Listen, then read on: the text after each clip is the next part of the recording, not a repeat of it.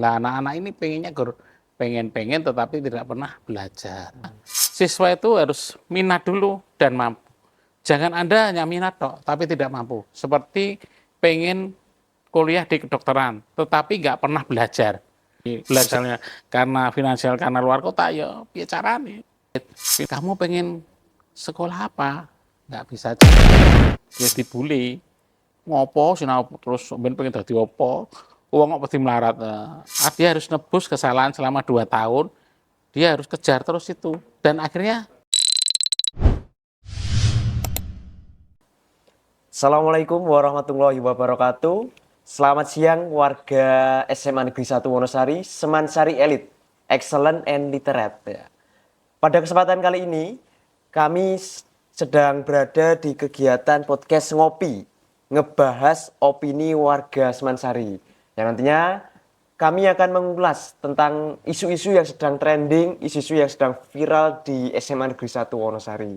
Tentunya topiknya nanti lebih mengarah tentang persiapan seleksi perguruan tinggi. Nah, nanti bagaimana persiapan yang bagus untuk menunjang lolosnya persiapan untuk masuk perguruan tinggi. Nanti kita melihat cara berpikir siswa yang bagus seperti apa, nanti pengalaman yang seharusnya diraih di sekolah itu seperti apa. Tentunya hari ini kita kedatangan tamu istimewa, yaitu Kepala SMA Negeri 1 Wonosari, beliau Bapak Sigit Toto Mursito. Terima kasih Bapak sudah berkenan hadir. terima kasih Mas Fadli. Nah mungkin Pak sedikit perkenalan diri Pak. Ya boleh. Nama saya Sigit Toto Mursito, Kepala SMA Negeri 1 Wonosari Kabupaten Klaten. Yang pada hari ini akan diberikan tema oleh Mas Fadli tentang memilih perguruan tinggi, baik negeri maupun swasta, terutama yang negeri. Nah karena saat ini kami mengambil perguruan tinggi begini Pak ceritanya. Karena kan saat ini di bulan-bulan Januari, Februari ini mendekati yang paling mendekati event-event paling dekat itu kelas 12 Pak. Sekarang Ya. ini sebuat persiapan masuk perguruan tinggi. Saat ini kelas 12 masih kebingungan mencari hal-hal yang perlu dipersiapkan, apa kesalahan-kesalahannya. Nah, ini mungkin kita sambil bahas-bahas di sini, Oh ya. siapa tahu kelas 12 ada jalan. Ya, oke ya. Gitu. Ini bisa didengarkan oleh siapapun, baik kelas 10, kelas 11, dan kelas 12, sekalian dengan orang tuanya ya. Dalam memilih perguruan tinggi, ada 3. Yang pertama adalah minat dan kemampuan. Minat dan kemampuan. Yang kedua adalah finansial orang tua. Yang ketiga adalah prospek masa depan. Ya, jadi kita bahas satu-satu, ya Mas Fadli. Betul. Yang pertama, siswa itu harus minat dulu dan mampu. Jangan Anda hanya minat tok, tapi tidak mampu. Seperti pengen kuliah di kedokteran, tetapi nggak pernah belajar. Belajarnya cuma 1 jam, 2 jam. Itu namanya nggak mampu, cuma minat saja. Kalau pengen minat dan mampu itu kalau kedokteran belajarnya ya sekitar 6 sampai 8 jam sehari. Jadi disesuaikan dengan kemampuanmu. Kalau Anda nggak pernah belajar, pengen masuk di teknik metalurgi UI, teknik geodesi dan sebagainya yang tinggi-tinggi itu, tapi nggak pernah belajar, itu namanya Anda cuma minat, tapi tidak mampu ya. Harus diperhatikan itu minat dan mampu. Yang kedua, finansial orang tua. Kalau orang tuamu itu cukupan, atau seperti Pak Sigi dulu ya, orang tuanya hanya tentara begitu. Nah, carilah sekolah-sekolah yang berada di dalam satu kota atau minimal dekat dengan kota itu, karena kita bisa ngirit 1 kos, 2 transportasi dan sebagainya. Tapi ini bisa diatasi sekarang.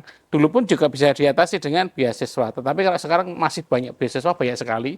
Bisa lewat beasiswa CSR dan sebagainya, bisa juga melihat melalui KIP. Untuk finansial ini tidak usah khawatir, tetapi tetap Anda harus pikirkan bagaimana Anda tidak membebani orang tua. Seperti Pak Sigit dulu, kalau sudah mau kuliah di luar kota, di pikiran Pak Sigit harus disambi bekerja. Begitu ya, harus cari bekerja. Jadi kalau Anda pengen bisa kuliah sambil bekerja, ambil aja kuliah-kuliah di universitas yang terbuka atau universitas swasta yang kelasnya kelas malam begitu. Yang ketiga, prospek masa depan. Mengapa prospek masa depan ini ditaruh di nomor 3? Karena di prospek masa depan itu ada garis tangan Tuhan ya anak-anakku ya. Jadi garis tangan Tuhan itu akan mengikuti dirimu. Jadi prospek masa depan ini harus kamu lihat. Kalau kamu pengen aman atau kalau cewek ya siswi ini menurut Pak Sigit itu bagusnya ini menurut saya ya bagusnya diambil jurusan di pendidikan dan kesehatan. Begitu ya, jadi Anda bisa banyak waktu untuk masih bisa ngupaini keluarga dan sebagainya ya. Jadi ambil jurusan yang ada kementeriannya. Ambil jurusan yang ada kementeriannya. Misalnya Anda ambil jurusan hukum, itu ada Kementerian Hukum dan HAM. Fakultas Pertanian, Fakultas Kesehatan, Fakultas Pendidikan dan sebagainya. Ambil jurusan yang ada kementeriannya. Kalau pengen jadi PNS atau BUMN. Biar nanti tidak menjadi beban. Nah, gitu ya. jadi nanti kalau sudah lulus itu, saya mau bekerja di sini, begitu ya. Jangan ambil jurusan yang Anda suka. Misal, ya ini misal, Anda suka sastra Korea misal gitu. Anda ambil sastra Korea. Nah, di Indonesia perusahaan-perusahaan yang dibutuhkan sastra Korea itu sangat jarang begitu ya. Pak Sigit nggak mau nyinggung ke sana, tapi malah geladra-geladra karena ini ada di podcast. Jadi sebenarnya jurusan-jurusan yang banyak kalau di pendidikan yang laris apa, Nak? Yang laris sekarang teknik, Pak. Anak-anak suka teknik sekarang. Oke. Kalau yang di pendidikan itu yang laris guru apa? Yang mesti ada di sekolah itu. Di sekolah manapun, baik SD, SMP, SMA. Kalau sekarang minatnya lebih ke pendidikan bahasa, Pak. Nah, ya oke ya, kita lihat ya, kita uncai satu-satu. Yang laku di pasaran itu satu, guru olahraga. Itu dari SD, SMP, Betul. SMA, SMK, mesti ada. Ambil guru matematika, dari SD, SMP, SMA, semua ada. Ambil guru PPKN, ambil guru bahasa Jawa. Tapi kalau Anda ambil jurusan-jurusan yang jarang, misalnya, ini tidak nyinggung yang lain-lain ya. Aman. Kita lihat di pendidikan kimia. Kimia itu adanya di mana, Nak? Hanya SMA. SD nggak ada, SMP nggak ada, SMK jarang. Jadi itu kalau lihat peluang banyaknya itu, Anda harus lihat seperti itu. Guru BK itu juga laris. Guru BK itu peluangnya banyak. Dari SMP, SMA, SMK, mesti ada guru BK. Di kita aja guru BK-nya 5. Nah, jadi Anda bisa lihat di satu sekolah gurunya 5. Kalau sekolah di Indonesia ini berapa? Carilah jurusan-jurusan yang laku di pasaran. Laku di pasaran ini berarti gampangannya ada kementeriannya. Begitu, Betul, Mas Pak. Fadli? Ini sedikit tadi sudah kita pengenalan, sudah disinggung-singgung. Kita pemanasan dulu tadi, Ya, Pak. ya. Sudah pemanasan, sudah banyak. Kita mungkin kita oncei lagi seperti yang dikatakan Bapak tadi. Kita akan masuk ke beberapa segmen yang lebih dalam lagi, Pak. Seperti halnya, segmen pertama, Pak. Ini kita melihat tentang penjurusan dan arah masa depan siswa, Pak. Ini merupakan indikator paling penting yang perlu disiapkan oleh teman-teman, Pak. Kadang dilupakan begitu saja, padahal ini menjadi bagian yang penting. Nah, menurut Bapak, kesalahan apa yang sering dilakukan oleh siswa SMA saat menentukan arah jurusan dan atau pilihan perguruan tinggi di era sekarang? Oh ya, begini anak ya. Ini Pak Sigit ya. Pak Sigit itu begitu kelas 1 SMA sudah ada di pikiran Pak Sigit. Saya pengen kuliah di sini. Nah dari kelas 1 itu sudah belajar semua soal yang mau masuk perguruan tinggi. Mau masuk tes perguruan tinggi. Misalnya dulu ada namanya UMPTN, sekarang ada namanya UTBK. Terus kalau masuk di perguruan tinggi kata dinas, kalau STAR, STIS, dan sebagainya itu harus disiapkan dari awal. Jangan cuma tadi pengen tapi tidak berusaha dari awal. Di benak Pak Sigit itu bukan besok mau jadi apa ya, tetapi apa yang bisa dilakukan sejak saat ini untuk meraih masa depan yang akan datang. Begitu ya, jangan anak-anak itu pengennya saya besok mau sekolah teknik, tapi nggak pernah belajar, nggak akan pernah bisa. Pak Sigit dari SMA itu semua saya kerjakan ya, Nak ya. Saya di SMA itu ada buku namanya buku fisika Yohanes Surya. Semua soal di situ saya kerjakan. Semua saya kerjakan, saya selesaikan, saya kerjakan. Jadi begitu guru ambil soal itu, mesti saya sudah akan saya dan saya bisa. Karena memang waktu belajarnya banyak. Jadi pulang sekolah jam 7 sampai jam 9 malam, dini hari, begitu. Itu rutin, nak. Rutin selalu, selalu, dan selalu. Karena saya pengen kuliah. Dulu untuk kuliah di swasta mahal. Murah ya sekolah di universitas negeri dulu. Ini saya ngomong tentang dulu. Dan Pak Sigit sudah belajar kayak gitu, nggak bisa tembus di jurusan-jurusan yang baik kok. Ya, jurusan-jurusan yang kayak kedokteran nggak berani. Jadi harus tahu posisinya kayak apa. Sangu kita berapa? Kalau kamu sangu uangnya berapa, mau kemana lah itu harus disesuaikan dengan minat dan kemampuan tadi. Begitu Mas Fatih. Berarti seperti pada hal pertama tadi yang disampaikan, harus melihat dulu Pak pertama. Ya. Kita mampunya seberapa, kita persiapannya seberapa, baru bisa milih yang pasti. Pak. Kalau pengen di teknik metalurgi yang ada di UI, ya kamu harus persiapkan dari awal. Jangan hanya pengen, harus dipersiapkan dari awal. Oh, jurusanku apa toh? Besok mau jadi apa toh prospeknya? Soal-soalnya kayak apa? Bukunya mana? Begitu harus dipersiapkan. Jadi jangan hanya lah anak-anak ini pengennya pengen-pengen tetapi tidak pernah belajar. Gitu ya, belajar itu tidak hanya sama guru banyak ya, sama teman, sama Betul, betul. Pak. omu, tetanggamu, sama banyak orang lah. Begitu ya, tetap pokoknya kamu belajar, belajar nanti hasilnya akan menyertai. Pak Sigit pernah magang di suatu sekolah, di mana kelas 10 itu dia ditanya, langsung tahu, cita-citanya apa nak? Saya pengen jadi penjahit. Lu kok jadi penjahit? Besok penjahit itu seperti ini, produknya saya jual seperti ini, dan sebagainya.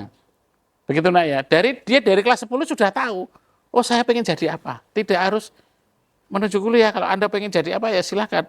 Kalau Anda pengen jadi masak, kuliah masak ada loh. Ada di UNY ada. Banyak lah cari-cari informasi. Jurusan-jurusan yang jarang ada di setiap perguruan tinggi. Nah, jadi menurut Pak Sigit, kesalahan-kesalahan itu ketika teman-teman punya keinginan itu pertama harus disiapkan. Nah, selain disiapkan itu tidak hanya dari segi belajarnya saja ya Pak, tapi dari segi finansial itu juga harus terpenuhi Pak. Kalau hanya belajar, tetapi kalau tidak mampu dalam segi finansial, mungkin terkadang tertubruk gitu Pak. Ya, yang penting sebelum kamu cari universitas atau perguruan tinggi di misalnya karena finansial karena luar kota ya caranya. Finansial nanti bisa di kategori nomor ke berapa gitu asal kamu belajar dulu sudah siap. Begitu ya nak ya. Pak Sigit dulu ya ngeyel. Saya tuh belajar dulu, kalau saya belajar saya keterima di luar kota ada konsekuensinya, harus bagaimana. Kalau tidak mampu bayar kos harus bagaimana. Apa harus ikut di sebuah restoran ikut cuci piring, atau saya nyucikan baju-bajunya teman Pak Sigit biar dapat uang untuk hidup sehari-hari. Tapi kalau ada sekolah di dalam kota, Anda ngirit satu dapurnya cuma satu, nggak perlu bayar kos. Anda bisa lihat loh bayar kos dan sebagainya itu banyak loh. Sekarang sudah mulai tinggi-tinggi ya Pak. Bisa dihitung nggak? Coba Anda lihat kos berapa cewek itu 1 juta, itu baru kos. Makanmu berapa? Satu hari 20.000 dikali 30 berapa? 600. Kosnya 1 juta. 1 juta. 1.600.000. Terus belum transportasi. Bensin, terus pulsa, terus uang fotokopi, bayar kuliah. Nanti sekolah kuliah bayar tidak ya? Tinggal Pak, ada pakai beasiswa. Banyak sekali. Apalagi cewek itu nanti ada kebutuhan toilet, sabun, skincare dan sebagainya lebih banyak. Mesti di atas 3 juta. Penghasilan orang tuamu 2 juta. Loh. Minus jadinya iya. Pak. Begitu Mas Wardi, harus kita perhitungkan semuanya. Tapi tetap yang nomor satu itu minat dan mampu. Jangan hanya minat ya. Anak-anak jangan hanya minat, tetap harus belajar biar mendekati cita-citanya.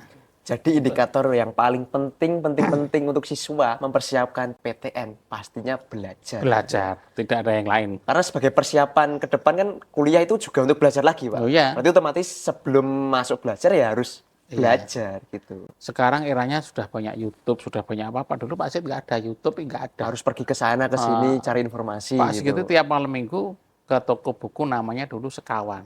Sebelum ada Gramedia. Di sana Pak Sigit tidak beli, ya nggak punya uang ya, baca-baca. Sambil baca. Jadi nanti ketemu 1 bulan gitu. beli buku saku. Belinya buku saku, tapi bacanya banyak. Iya. Nah, begitu. Nah, kalau sekarang ada bisa wifi, bisa buka apa di YouTube, banyak sekali informasi. Cuma informasi itu harus Anda saring ya. Kalau dulu dibukukan, buku itu sono redaksi nih. Jadi apa yang ditulis di buku itu sudah pasti paten lah. Sudah mesti oke. Tapi kalau YouTube kan kadang informasi berseliweran dan Luas sebagainya. gitu. Iya. Gitu Mas. Lalu Pak, kalau dari pengalaman Bapak selama sekolah ini Pak, kesalahan itu biasanya dimulai dari kelas berapa Pak? Mungkin nanti kelas 10, kelas 11 bisa membayangkan, wah seharusnya kemarin kelas 10 saya harusnya sudah begini gitu. Nah, mulai dari kelas 10. Kadang anak-anak sudah semester 5, kelas 12 semester 1 ditanya Pak Sigit, "Kamu pengen sekolah apa?" Nggak bisa jawab. "Cita-citamu apa?" Nggak bisa jawab. Belum punya cita-cita, Pak. Mungkin Fadri saya tanya, "Fadri pengen sekolah di mana?" Kalau sekolah sudah ada Pak, tapi masih rahasia ya. Cita-citanya apa Mas Fadri? Cita-citanya lebih mengarah untuk, kalau perguruan tinggi Pak, mengarahnya tentang arah keekonomian Pak. Ekonomi. Tapi carinya yang spesifik Pak, Ya, yang ada keahliannya. sudah belajar terus? Alhamdulillah. Nah, jadi harus disiapkan ya. Jadi cita-citamu dibenamkan dalam semua kegiatanmu. Loh Pak Sigit itu di meja belajar itu rumus geometri, rumus apa logika matematik tak template enak. Saya tempel semua di situ. Nggak ada gambare dulu ya terkenal sama saya sama Pak Desi Ratnasari dan sebagainya, nggak ada. Semua rumus-rumus. Saya buat buku kecil seperti itu. Biar nanti hidupnya lebih mapan. Yang lebih siap, yang akan berhasil. Yang lain-lain tiap malam main gitaran dan sebagainya, nyanyi-nyanyi, Pak Sigit mesti belajar. Ya dibully. Ngopo sinau terus pengen dadi opo? Wong kok pasti melarat. Ada yang mau melarat? Pasti Nggak nggak ada mau, lah, Pak. iya. Wedi Pastinya melarat, kan yang wedi enak. melarat kan bener ya. Kalau takut pasti takut Iya, ya. iya, berarti kan bener. Begitu ya nak ya. Tetap harus belajar. Mesti yakin lah nanti akan ada hasilnya.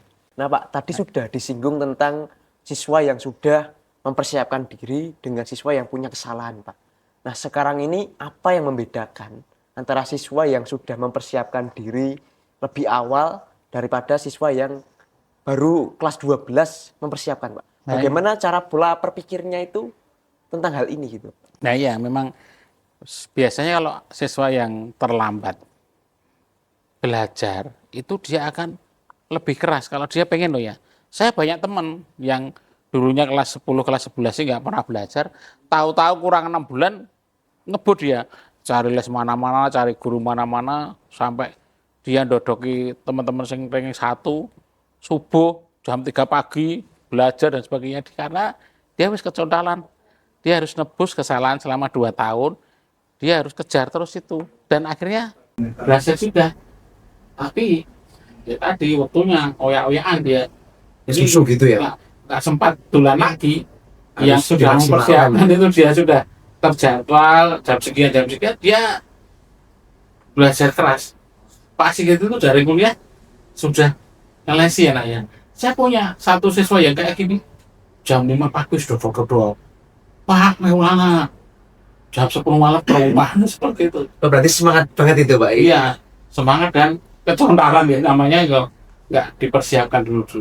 Itu berarti siswa yang nggak dipersiapkan kayak gitu ya? Tidak dipersiapkan, satu, yang kedua mungkin rasa yang terlalu berlebihan. Ingat ya Nak, ya, semua tetap ada doa, ada garis tangan Tuhan, ada doa orang tua. Jadi kamu harus percaya itu. bahwa selain belajar, tulis itu orang tua. Berarti ini kayak sejalan dengan filosofi, Pak. Pilih enak sekarang, pilih rekoso sekarang, atau rekosonya nanti. Ya, Ada hal seperti itu ya. rekoso dalam artian belajar loh ya, bukan rekoso hidupnya, bukan. Harus maksudnya dipersiapkan benar.